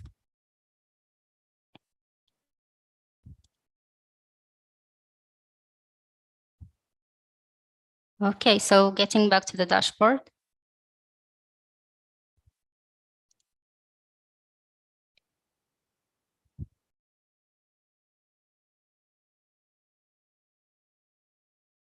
Okay.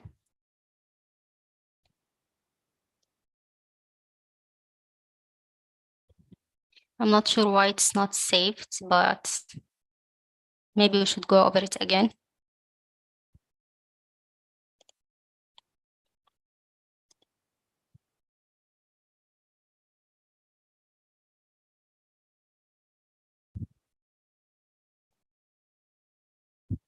Okay, save.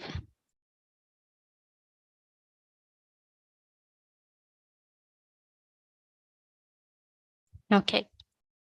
So here they are asking, is your app developed by or on behalf of a government, like it's a national health, city parking, or state licensing app? No, it's not a government related application, so no.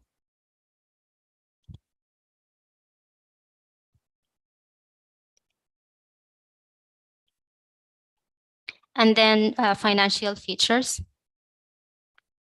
Select all of the financial features your app provides. We don't provide any financial features in our application.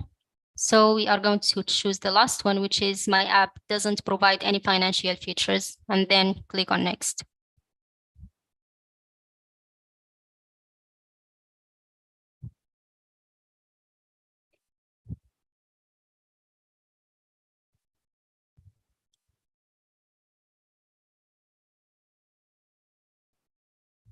Okay, now we are going to choose our app category. We go to edit. It's an app or a game, it's an application. So what is the category? It's going to be medical. This one, and then save. And also are going to add a tag. Our tag is also going to be medical.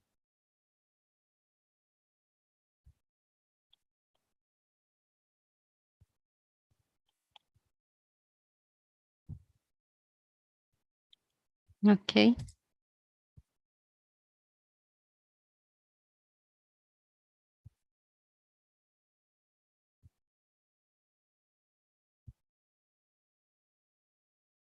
store listing, they are asking us to provide an email address so that users can ask any questions or any concerns they have.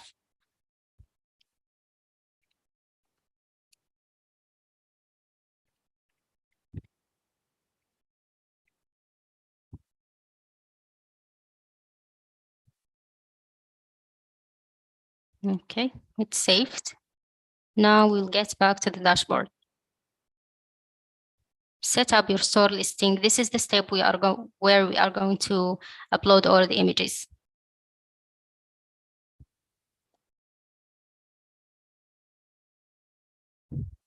So here I have to provide a short description, like anything like in Arabic.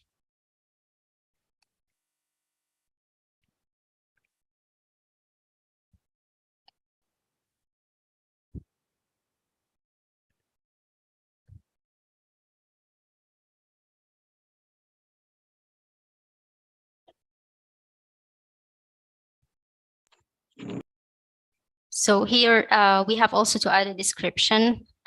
So I actually didn't prepare that, but if Dr. Nafisa, can you share with me the description for the English version so I can add it? Sure, Dr. Amal, give me 1 second. Okay, take your time. So meanwhile, I'm going to upload your the icon and the feature graphic and all the images that we already prepared. So this is our icon.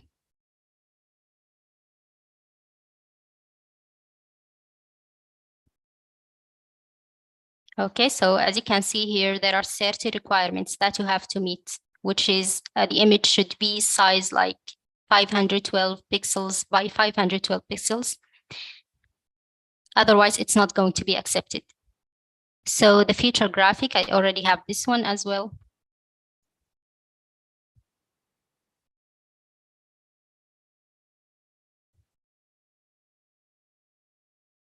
Okay, it was also accepted because it was the correct size. So this, you don't have to worry about the size because the website that I already shared with you will provide you with the accurate size by default. So you don't have to change it. You just download the image and upload it on the Play console.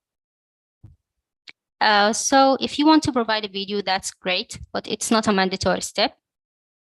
So here they're asking you to provide a screenshot with sizes of like 320 pixels and 3,840 pixels for users that are using tablets or other types of phone. So this is a mandatory step.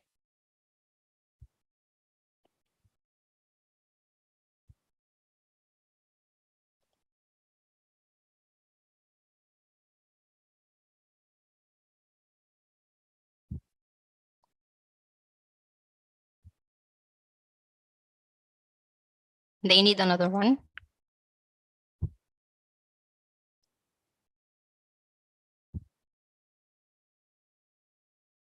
Okay.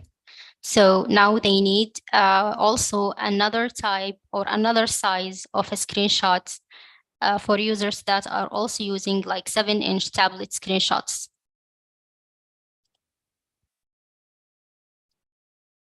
I'm not sure if this is going to be accepted or not because I was not sure of the size, but hopefully yes. No, it's not. So we have to resize this one. It must be 320 by 3,840. So let's go to resize. It's between the two sizes. Okay, so let me just check again. Yeah. Okay, I can put it like 360 and I can see here just a minute.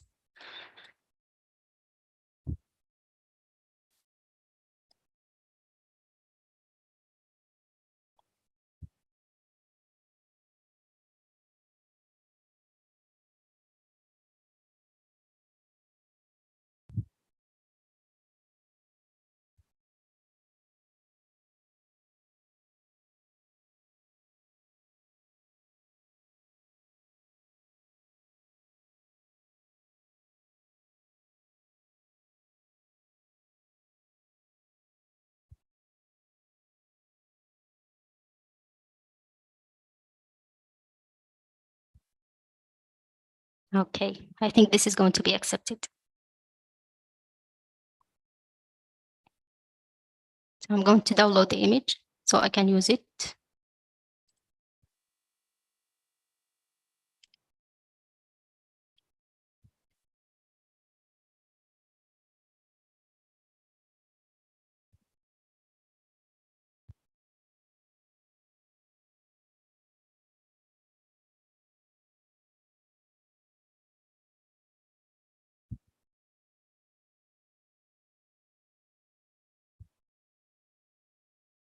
Okay.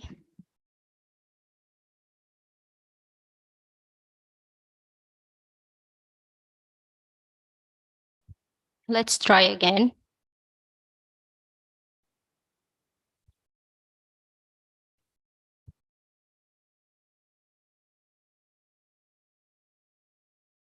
Yeah, it was accepted. So the next step is also for the 10-inch tablet screenshot, and it's also a mandatory step. So I'm going to try to upload the same one that I already uploaded, and hopefully it's going to be accepted as well, because I think we are within the range.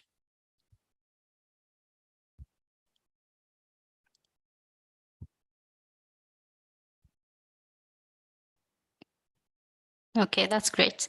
So here they are asking you to upload a screenshot for a device called Chromebook, but it's not mandatory, so I'm going to skip this and click on save. Some languages have errors. I think because this is in, oh, we didn't upload this. I forgot about this one. I sent it to you. On Skype? Yes. Okay.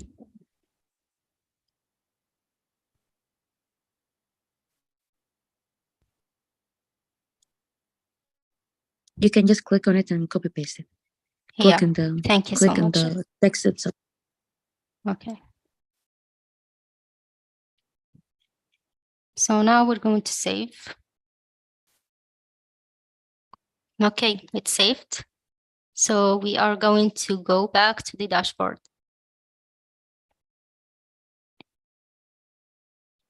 So now we completed all the steps. Now we are going to start another set of steps, but this time it's easier. This create and publish a release where you are going to upload the AAB file and finalize everything. So let's view the tasks. We are going to select countries and regions that we want our application to be uploaded to. Add countries and regions. So of course we want our application to be all over the world. So we are going to just check all countries and regions and then save. So now they are all saved. So now we are going to go here. We're not going to get back. We're going to go to create new release.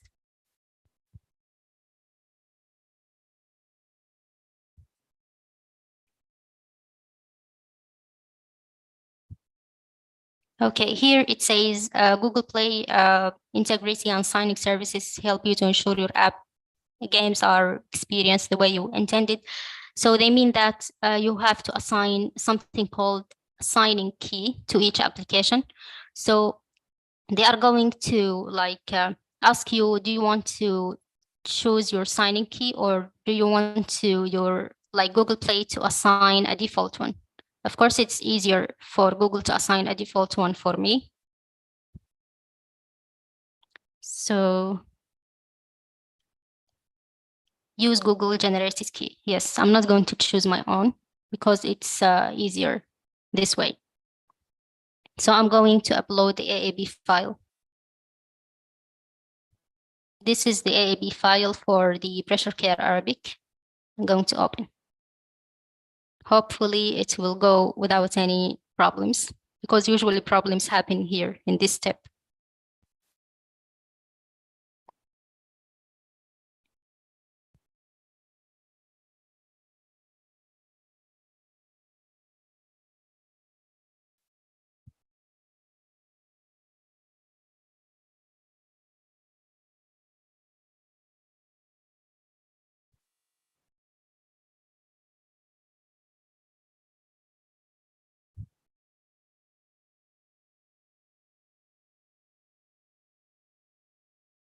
It will take some time. Yeah, that's great. It's now uploaded, but we didn't finish yet. This is the AAB file. We are going to complete the next steps. Here they are asking, do you want to assign the release notes? Like they are going to be under the section, what's new on this application?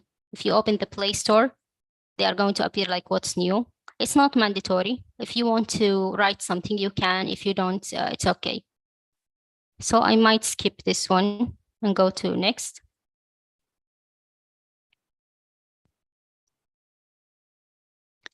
Okay, so now here it shows an error. So let's check this out. Here it says that for Android 13 users, you have to declare certain things related to advertising because in Android 13 system, the phone itself doesn't allow any type of ads like to be revealed on the phone. So we have to declare that we don't have that type of advertising. So complete declaration.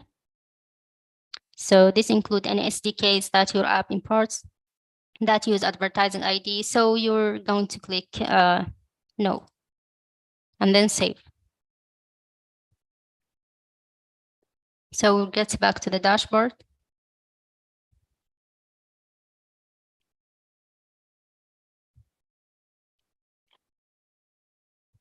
Okay, now preview and confirm the release.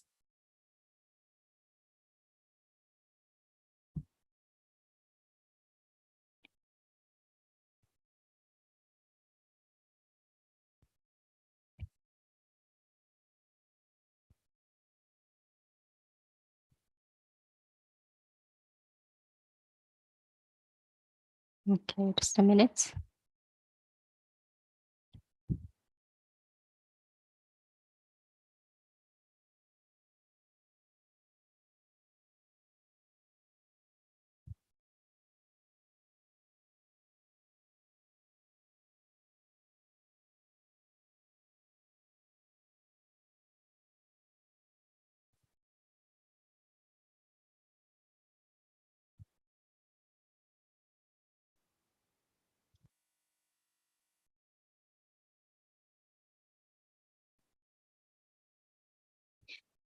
So there is one step, I'm just confused at this one, but there should be a button. I don't know why it's not there.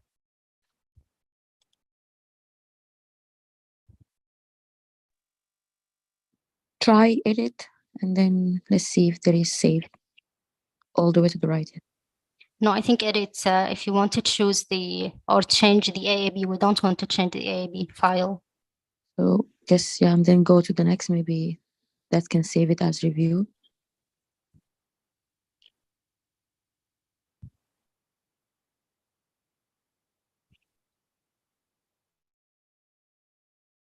And then save.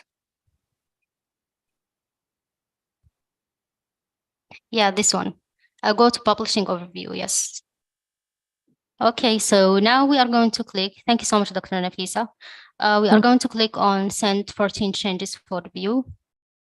So this is the last step, send changes for review. And that's it. So here on the dashboard, you can see that it's saying in review. Now we successfully uploaded the Pressure Care Arabic version to Google Play Console. Hopefully in 2 to 3 days, we are going to hear some good news that it was accepted. And yeah, that's it. So thank you so much for listening and thank you for your attention. Please feel free if you have any question regarding all the steps we did already. And I would like to thank Dr. Nader for this great opportunity and thank Dr. Nafisa for great help and Dr. Dua for being a great leader for this project. And of course, all the team members. Thank you so much. Thank you so much, Dr. Amal, for the very informative session and excellent performance. Thank you so much. Thank you. Congratulations to the Arabic team. Hopefully that the app will be published very soon. I hope so. Thank you so much, Dr. Nafisa. You're welcome. Thank you for your effort, Dr. Amal. We'll appreciate it. Thank you so much. Thank you so much, Dr. Nader, for opportunity. And hopefully the app will be published, and we will also take the process to publish the Spanish version, as it's almost done as well. Excellent. This is great news. Thank you so much. Thank you all. Thank you, Amal, for the demo. Hopefully this will help others to develop and submit, and hopefully successfully publish new apps or version of the apps. Excellent. Thank you so much, Dr. Nadir. And I know it might seem a little bit confusing, but we are here to help anyone who's interested to upload an application. Sounds great. Yes, Thank Dr. Amal, thank you so much. Well done. This is a great effort. Thank you, Dr. Amal. Congratulations, Dr. Nafisa and all the team. Yes, you did it. Thank you so much, Dr. Nadir, too.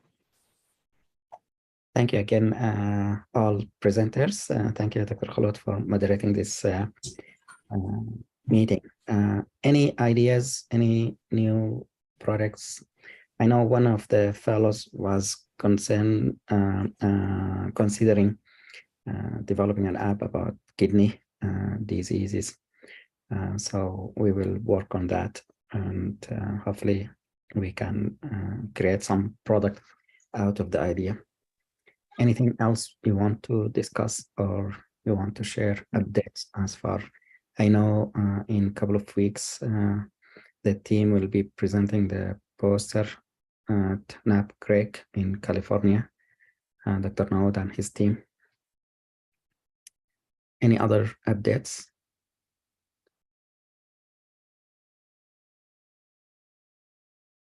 Hi, Dr. Nadir, as I have sent you the poster is almost 95% done. It's only left with the printing procedures. I can share with the group if it's okay with. Yes, please. So I send it for printing, and hopefully we'll get it mailed to you shortly, hopefully by next week. So let me share my screen just to show the other people. So this is the final finished product of the poster. I would like to thank Dr. Asma, Iman, Samia, as well as Ryan and Doa for preparing the original abstract. So the decision we made was just because our paper was not a numerical presentation, it was a content presentation. We tried to focus on like the simple facts of what the COVID-19 have impacted generally the disabled population, what kind of methods we used, what were the results, and we try to include a disabled patient who is old and sitting in bed. And we try also to include some facts about how the pandemic have affected the caretakers on top of the disabled patients. And the conclusion was briefly analyzed in such a way that previously there was no macro policy of how to handle disabled patient, one, and disabled patients suffer more as compared to non-disabled patient in dealing with pandemic, and anticipatory or mitigating solutions or macro policy should be in place in the coming future for any new pandemic that might come, and how this might affect the disabled population. So we try to present this on the North American Primary Care Research Group in San Francisco, California. I would like also to thank all the team members who were very helpful in preparing the original manuscript. Thank you. Thank you so much again, Dr. Naud and your team. Any other updates? Yes, Dr. Nadir, can I speak? Go ahead, Dr. Mohamed Osman, go ahead. Yes, me and my team, we've submitted our publication to Cureus, which is about the role of AEDs in outpatient cardiac arrest. And I submitted like 4 days ago, and now it's deferred. They're asking me to purchase their editing tool. So hopefully we're going to do it soon and proceed with the publication. Sounds good.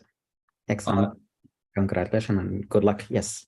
Thank you. I have just one more question. One of my team members asked me about the possibility of seeking funds from institute. Could you tell us more about how does this work? like the institutional fund for research, like this. So briefly, each university or institution here in the US and other places, they have their own research department or activity funding. Sometimes they have some people who contribute with certain, like here in Michigan at MSU, we have Beryl Aldrich. This is a family. One of the physicians, I think, died, so the family contributed some money in the name of that person, and it's continually every year they pay a certain amount, and they seek ideas or proposals. So we wrote a proposal about this fellowship in the past, like when we started. They funded us for the first year and second year to develop the program, for example. You can seek in your department, in other departments, certain websites can be reached regarding this from the institution. So sometimes collaborations with someone in these institutions might help. I'm not sure how it works in the Gulf, for example, in UK, but here there are other opportunities besides the institutions. You can reach some organizations. They have some funding, like Alzheimer Association, or local, like Michigan, and they have endowment fund. So you write your proposal, send it, and then there are deadlines. For example, you submit before that, and hopefully it's gonna be accepted. And the bigger one is NIH funding. So this is just a brief answer. Thank you very much.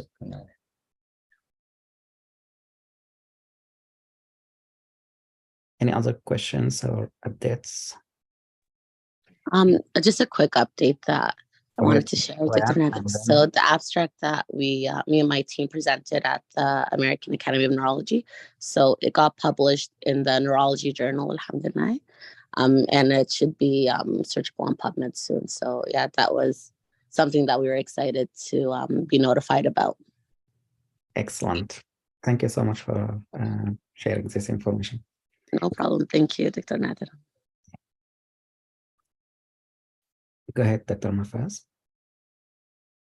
Hello, Dr. Nader. I just had to say that the abstract that will be presented in the American College of Gastroenterology will be presented by Dr. Iman Day on the 26th. And we also submitted our manuscript to the Elsevier editorial manager, which will be submitted to the American Gastroenterology Association soon. So we're waiting for them to answer our replies. Excellent. So the conference will be in Vancouver, Canada. Vancouver, Canada. That would be next week or in 2 weeks? On the 26th, 2 weeks from now. Yeah. Excellent. Excellent. Thank you. Congratulations and good luck also. Thank you, Dr. Nader. You're welcome. So I'd like just to update you guys, the association is accepting new proposals or abstracts, as well as American Geriatric Society. They also accepting new abstracts. So for next meetings or conferences, they will be accepting. So if you have idea or ideas in these areas, you can work together so that we can create some abstracts.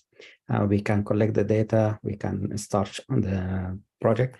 We don't have to finish by the deadline, but if we can, that would be great. But they have some extended time after the deadline to finalize the data and the conclusion.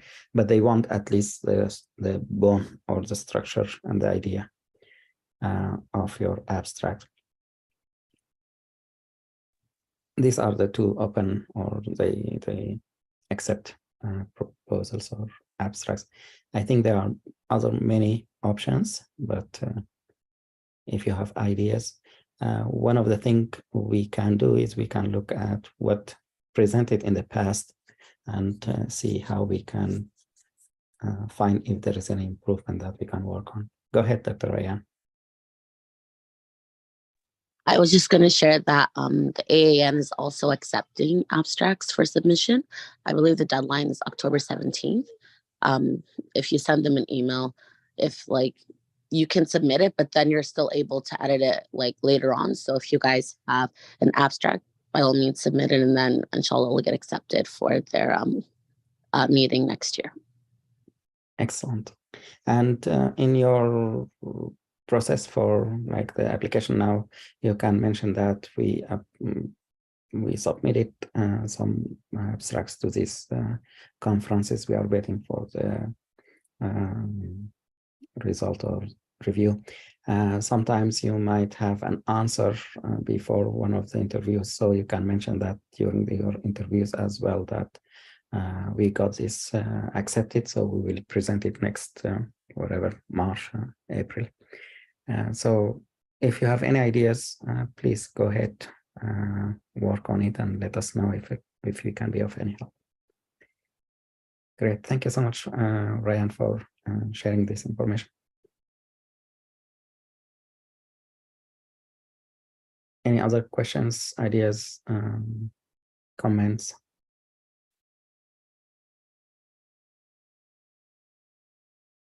If not, I'd like to thank you all, and I'd like to thank Dr. Kholood for moderating the Zoom meeting and all the presenters, and thank you for hopefully helpful presentations and tutorial. And so I'd like to thank all the attendees and those who will come and review this recording later.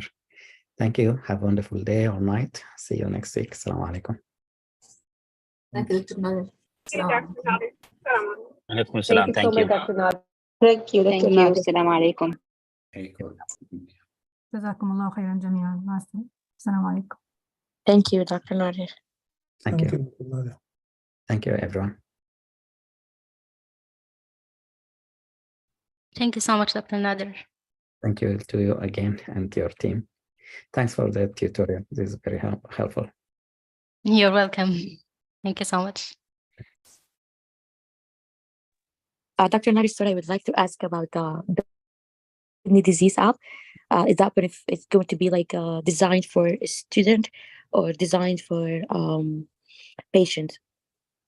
This is exactly what I asked. So she just, or he, I think she mentioned that she is interested in developing an app about the kidney. So my first question was to either contact you guys, and the second question is to identify who are the users. So if it's medical students, residents, attending, or medical field personal caregiver, or patients, or just for educational part. So I think it depends on who has the idea, and then we can develop something for any group of this mentioned. So yeah, because I have very an interest in nephrology, and I was thinking about the kidney disease, but this app, it's a benefit for residents and fellow, not for patient.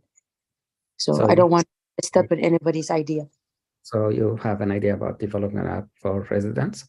For resident and fellow. So that's my goal, since we'll try to pursue a nephrology after residency. So I would like to work on that, and writing book also about kidney disease. So that's my target. So I don't want to step on someone if she has an idea. That's why I asked this question. Yeah, so what I can do, I can just refer you so we can talk together. And my understanding is just a first step of, oh, this is a good idea to develop an app. I'm interested in kidney. Why don't I develop a kidney app? So I think that's where the idea stopped. So they contact me. But I'll get you together so that if that's the idea, you can get her with your team and work together on something similar to what you said. If, let's say, she figured out she wants to educate patients with end-stage kidney disease, for example. So you can help as well, but you will have two products, one for the residence fellows and one for patients with end-stage kidney disease, for example. I got it. Thank you so much. You're welcome. And for cardiology, I have two, I think one fellow and one resident before. So we'll try to see if there is any ideas about developing app in this area as well, or apps. If I figure out how I'll be able to design that to be beneficial, I can share it so other fellow, if they want to use it for other specialty, they can just follow the same step. That would be great, actually, because some of the ideas, like for example, we can use it in abstract development or any app development of similarity. So you have an idea. Let's say you want to educate certain group or users about certain things using developing an app with games, for example. So you can manipulate or reverse this or change it to apply to heart patients or the diabetes patient or whatever. Similar to the app where we use for blood pressure, we can use it for blood sugar, for example. So exactly. Excellent. Thank you for sharing. All right. Perfect. Excellent. Yeah, we can think of that. All right. Any other questions, guys? Comments, suggestions?